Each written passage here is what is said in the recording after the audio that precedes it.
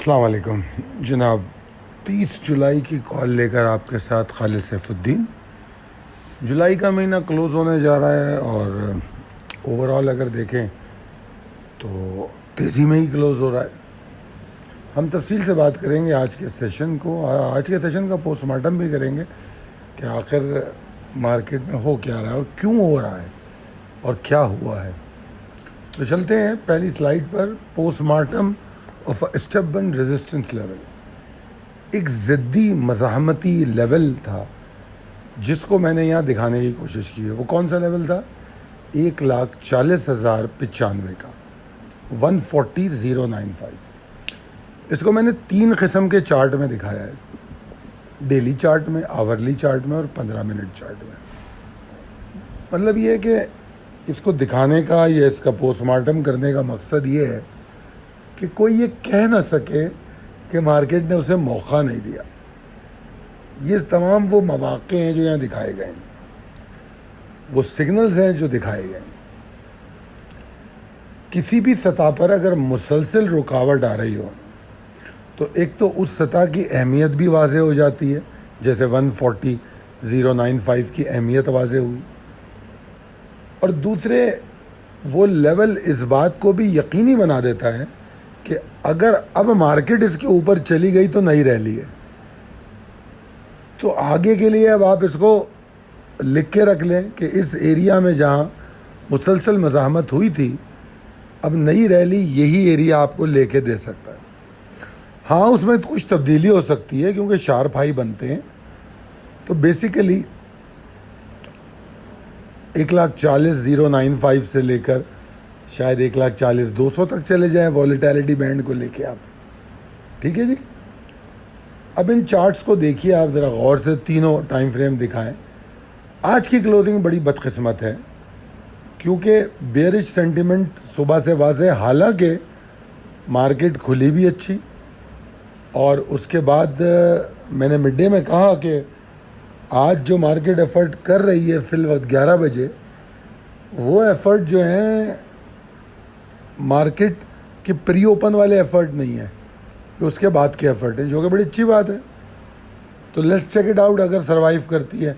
मगर ज़रूरी था कि 140,095 के ऊपर मार्केट रुकती। ठीक है, मार्केट का हाई भी ठीक रहा।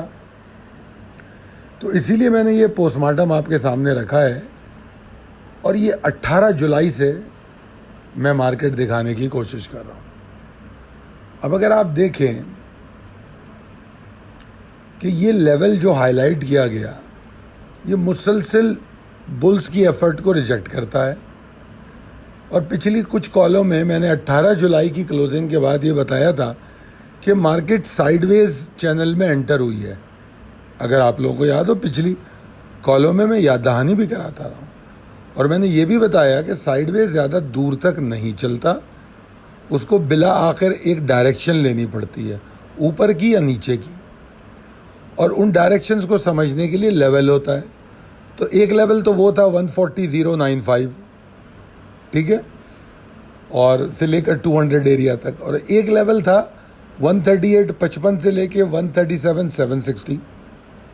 तो ये रेंजेस डिफाइन कर दी गई थी साइडवेज ट्रेंड की। तो कोई इतना मुश्किल नहीं था आने वाली डायरेक्शन को समझना।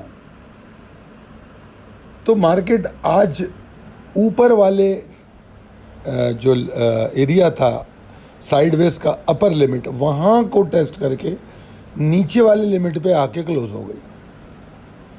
ठीक है, तो वॉल्यूम पैटर्न तो कोई ज़्यादा चेंज नहीं हुआ।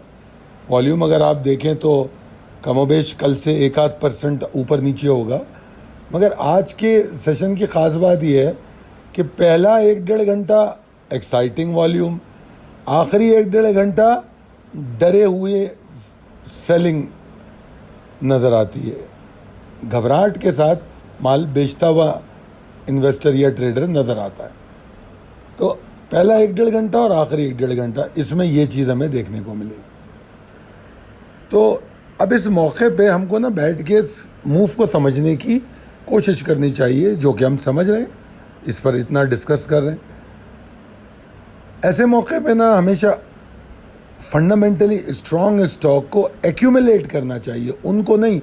एक होता है स्ट्रॉन्ग फंडामेंटल स्टॉक जो परफॉर्म कर चुका है, जिसके रिजल्ट भी आ गए, ठीक है ना, और एक स्ट्रॉन्ग फंडामेंटल स्टॉक है जो अभी परफॉर्म नहीं किया है, उसका टाइम आ रहा है। वो स्टॉक आपको दिए गए हैं ऑलरेडी सिलेक्टिव स्टॉक में और पोर्टफोलियो स्टॉक्स में, तो हम कोशिश करेंगे उन स्टॉक में एक्यूमुलेशन करेंगे। शॉर्ट टर्म ट्रेडिंग अवॉइड करने की ज़रूरत है। अगर करनी भी है तो चंद मखसूस एक दो स्टॉक जो परफॉर्म कर रहे हैं उसमें भी इस नीयत से जाएं कि ट्रेलिंग स्टॉप लॉस करके फ़ौरन निकलेंगे और दूसरे बड़ी पोजीशंस नहीं लेंगे। अगर आप एक स्टॉक है जो आप 20,000 ख़रीदते हैं तो आप 10,000 ख़रीदिए, ठीक है, आपकी इंट्राडे भी हो जाए और आप किसी बड़े नुकसान में ना फंसे।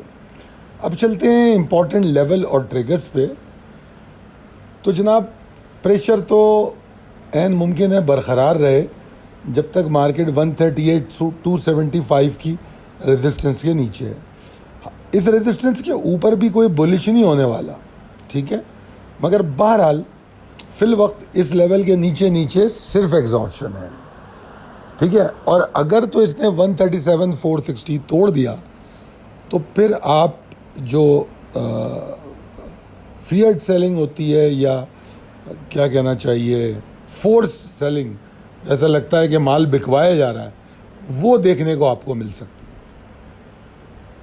अगर मैं रेजिस्टेंस एरिया की बात करूं जो अब इसमें स्ट्रॉन्गेस्ट रेजिस्टिंग एरिया है वो 138,990 से 139,380 तक है, बहुत स्ट्रॉन्ग है ये।